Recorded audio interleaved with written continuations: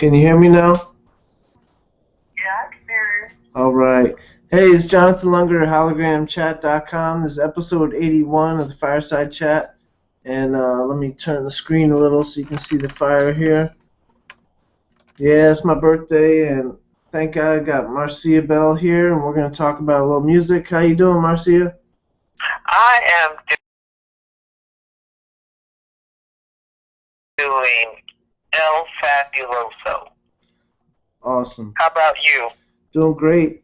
And I'm glad we got to talk about Whitney Houston a little bit earlier. You know, Yeah, we were having a little sing-off there for a minute, huh? yeah, Dance with Somebody Who Loves Me, and Dance with somebody. yeah, where do broken hearts go, and the greatest And love, what was the other one? the greatest love of all. Oh, yeah, exactly. Yeah. So yeah, there's so much good music out there. In Italy back in 1988, and these people were having a party, and all of a sudden there was Whitney Houston on TV. The party stopped, and everybody went to the television to watch Whitney Houston sing. This was back in Italy, back in '88. Yeah. I mean, they were just mesmerized by her. It was just incredible to watch. Yeah. You know. Yeah, I posted this song. Things changed a bit over the years. Yeah, I posted a song with her and Mariah Carey today on Facebook. Oh yeah. That was a beautiful duet too. Mhm.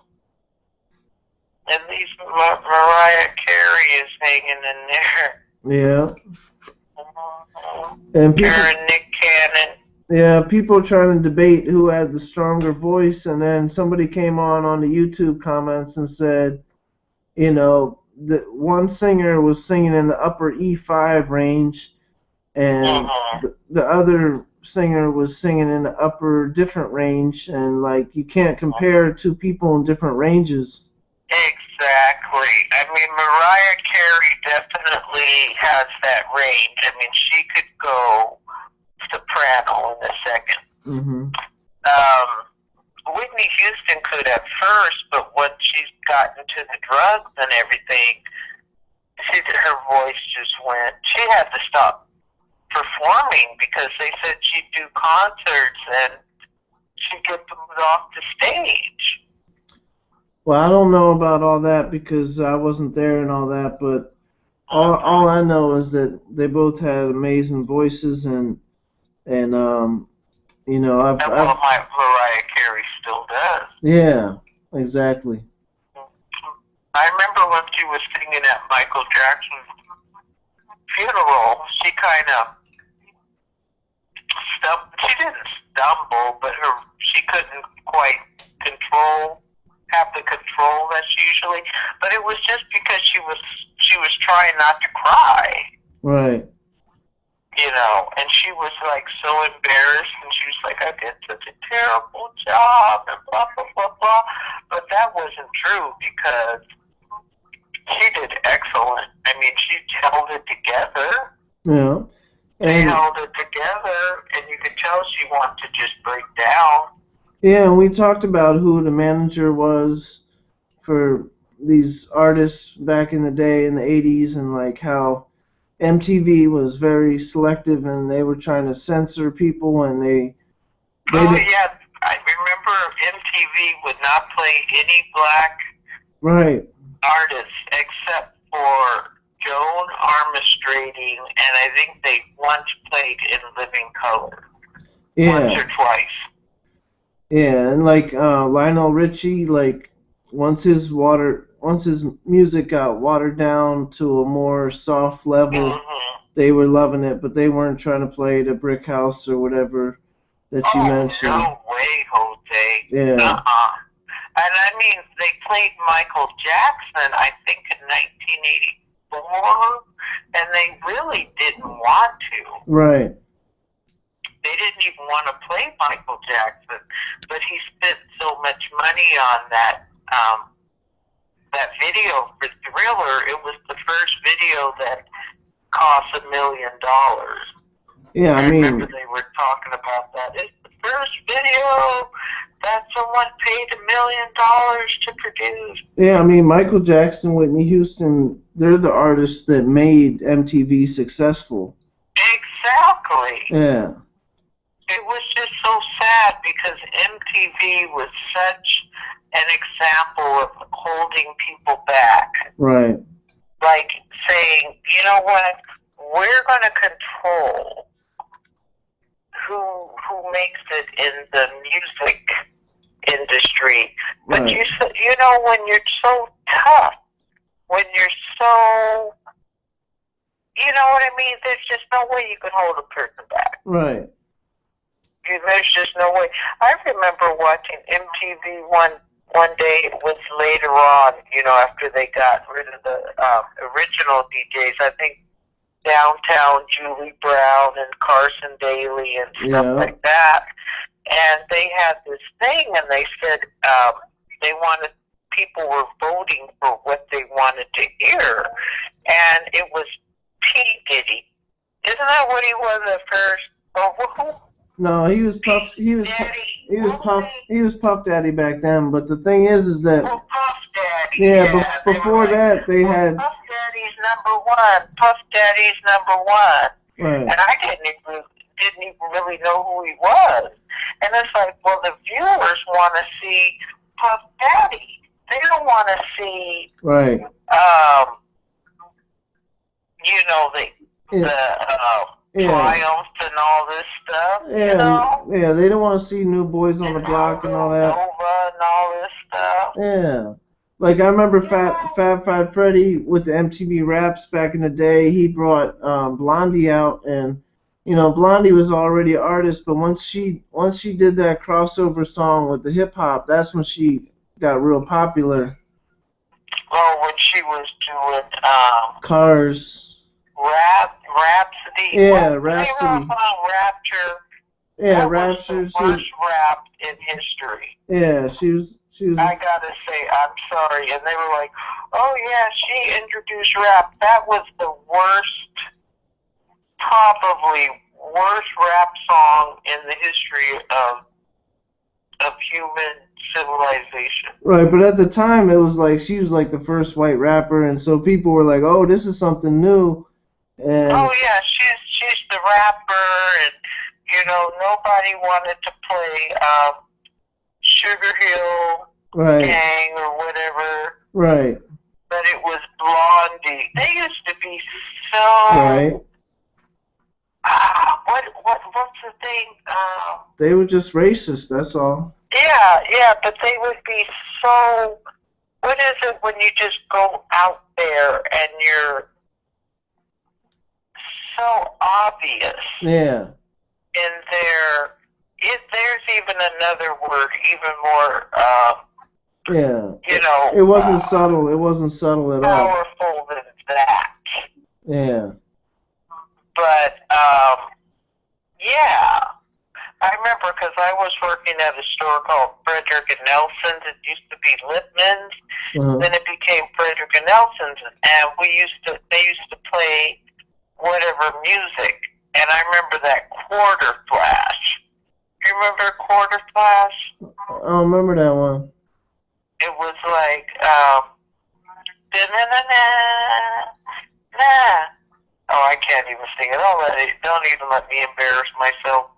Trying to describe it, but there was another band called Pleasure from Portland, and they were more R&B.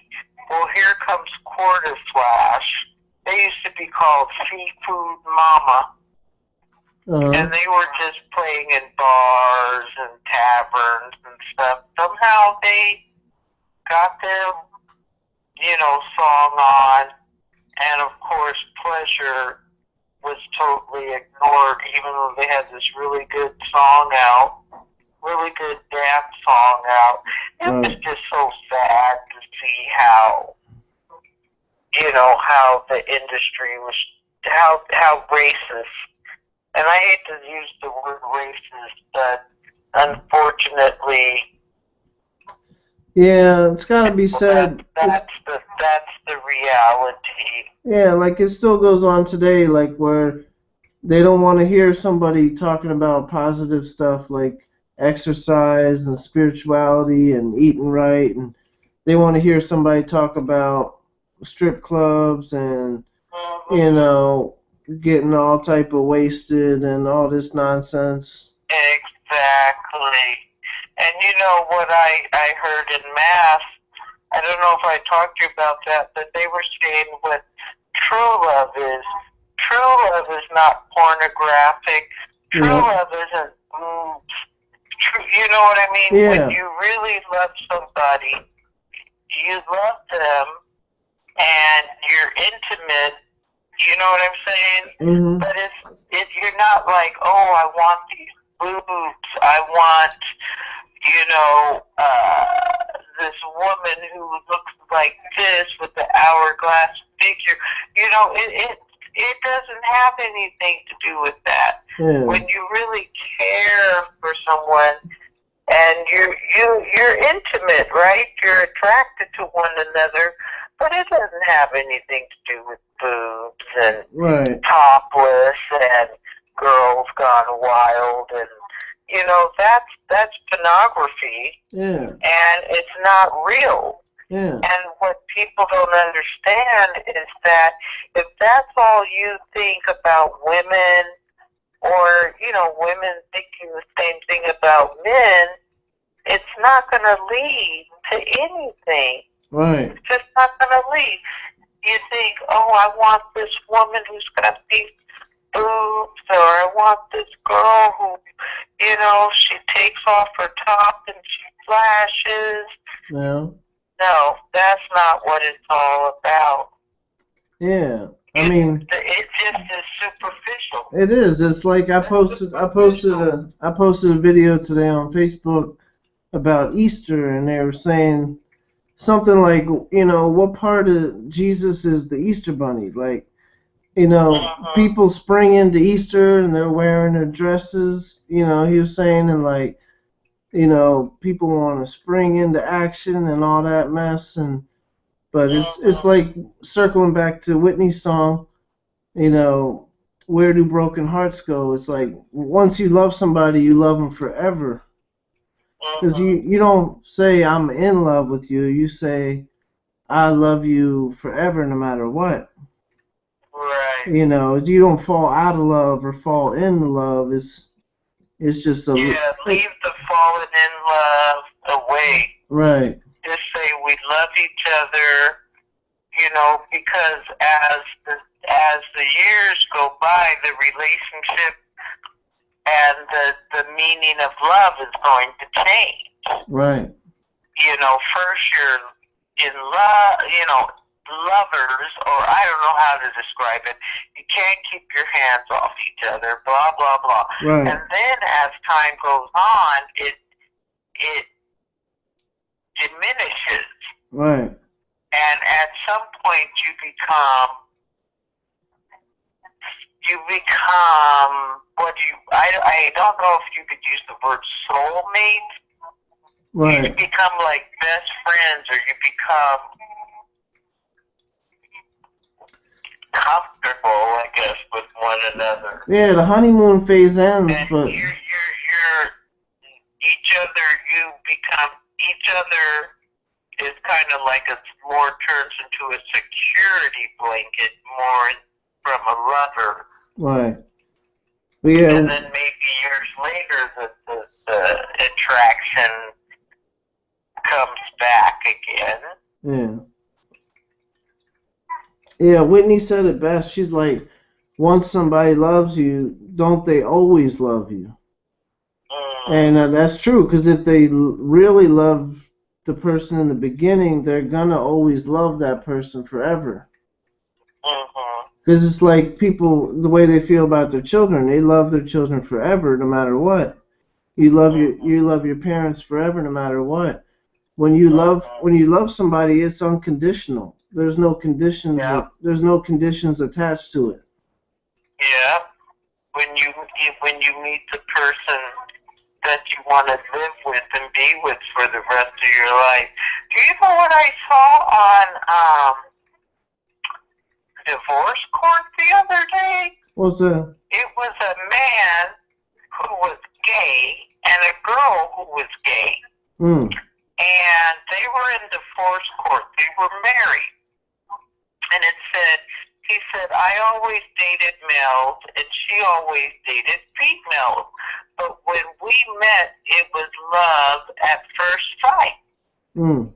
And they ended up getting married, and they said, like, they both go to, like, he goes to male gay bars if he goes out. And she goes to lesbian. She's black, and he was Hispanic. Mm. And they were showing, he had taken a videotape of her going out. She was all dressed like a guy or what have you. Right. But they had 2 kids, and it showed the pictures of when they had the baby and how happy they looked and stuff like that. Right. And they said that even though they both were gay, they wanted to spend, that's like they just wanted to spend the rest of their life together. Mm. That's what he said. He said, she's the one I want to spend my life with. And it was interesting. I mean, they were both gay, but they love each other. And so they wanted to get a divorce. And you know how they give, like later on, they get the update. And it said that she decided that they were going to work things out. Wow. And stay married. Wow. But I had never seen such a thing. So, yeah, he was gay and she was gay, but the minute they met each other, it was love at first sight. Wow. And so now that I'm talking about, that's what love. I love just boom. Yeah. You know what I'm saying? Yeah. If 2 gay people can come together, and he said, this guy was buying stuff for him, and he said he was accepting the gifts and stuff. She was like, he was accepting gifts from this guy, and da-da-da-da, and I think that he was fooling around with him, because why would somebody buy you gifts? You wouldn't just buy gifts for somebody and da-da-la-la-la. Right. And stuff like that. And he said really he wasn't fooling around with the guy, but he was wrong because he was accepting gifts Yeah, and from the guy, and that was wrong. Yeah. That was wrong of him to do that. And that circles back to the music, like, you know, Al Green, Stevie Wonder, Michael Jackson, Bob Marley, all these great artists that sang about love, you know, like, it's just, it's the greatest mystery out there, and it's the most beautiful thing in the world, and it's just, that's why so many people love music, because that's why they use music in churches and whatnot. It's like, music gets that vibration of love. It's a spiritual thing, and it's like, the words can't express it sometimes, so people have to sing about it or play an instrument to express it. Yeah. Or paint a picture about it. Or make a movie or make a play about it, you know, or talk about it. Yeah. It's just a beautiful thing. But I know it can't be expressed in simple terms. Yeah. But I know we were going to try to keep it short tonight, but I appreciate you coming on the show on my birthday night, and oh, no problemo.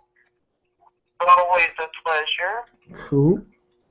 So we'll catch up again soon, and we'll get into more of that cat stuff soon. Yeah, the cat whispering. Yeah. Oh yeah. You're gonna love that. Yep.